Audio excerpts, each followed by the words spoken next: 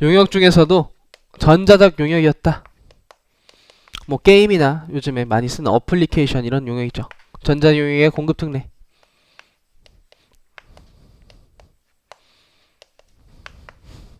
이게 대리납부의 마지막, 올해 신설도 하나 더 있지만 이제 스토리의 마지막이라 보시면 돼요. 이번엔 국외 사업자가 국내 용역을 공급하는데 그 용역 중에서도 전자적 용역이었다라고 출발하셔야 돼요.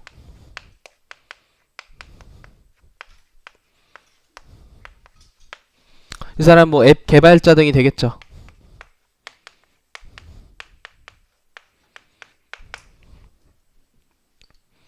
이제 국내에 소비자가 있으면 소비지구 과세 원칙에 따라서 이 전자용역에서 과세를 해야 되는데, 요즘에 이제 핸드폰 보시면은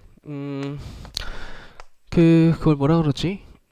이제 국내 사업자를 통해서 어플리케이션이 제공될 수 있고 국외 사업자를 통해서 공급될 수도 있겠죠. 좀 그림을 제대로 표현해 볼게요. 이게 요렇게 예를 들어 전자용역이 국내 사업자를 통해서 되는 경우는 핸드폰을 그 삼성이나 LG 쓰시는 분들은 뭐 KT 뭐 이런 LG 이런 데서 이제 어플리케이션 받는 거죠. 이 사람들은 국내 사업자잖아요. 근데 아이폰 쓰시는 분들은 앱스토어에서 용역 받죠. 이것도 이제 중개인에 해당되는 거죠. 어플리케이션 받으려면 저희가 이런 사이트에 들어가서 받잖아요. 그래서 전자용역 이런 중개인을 껴서 국내 소비자한테 공급이 됐을 때 과연 대리납부 누가 질 것이냐라는 문제예요.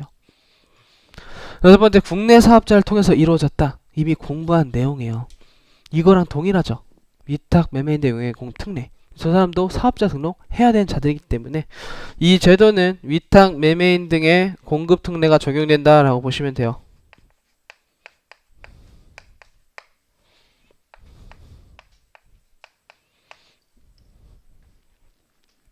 근데 국외 앱 개발자가 국외 사업자인 앱스토어를 통해서 국내 전자용역 하는 자들은 이 사람들은 국내 사업자가 아니기 때문에 부가세 거래증서할 의무가 없단 말이에요. 그래서 간편 사업자 등록이라는 걸 해서 우리나라 사업자로 만들어버려요. 그래서 OECD 국가 가입한 자들은 서로 이렇게 하도록 되어 있어요. 그래서 사업자 등록 첫 시간 배우는데 굉장히 원래 복잡하죠. 게시일로부터 뭐 20일에 이렇게 신청해서 막 발급받고 해야 되는데, 인터넷에서 그냥 접속해서 간단하게만 등록을 하면 간편사업자가 된다라는 간편사업자 등록 제도를 통해서 우리나라 사업자로 만들어서 이 자들이 대리납부 의무자가 되는 거예요.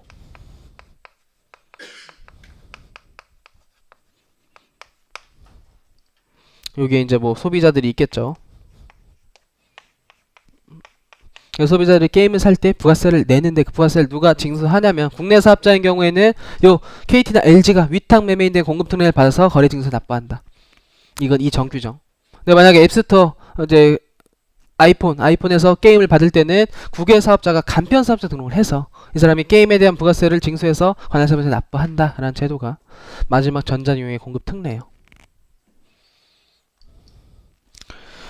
근데 조문에는 이런 경우도 나와 있어요. 여기 앱 개발자와 직접 공급할 수도 있나봐요. 저도 잘 모르겠지만 만약에 이 사람이 직접 공급한다면 이때도 이 사람이 간편사업자 등록해야 돼요. 근데 현실적으로 이 거래가 훨씬 많이 일어나는 거죠. 앱 개발자가 그냥 바로 직접적으로 공급한다면 너도 간편사업자 등록해라. 그래서 너가 부가세 거래 징수해라 라는 제도예요. 어떤 거 전자적 용역에 대해서.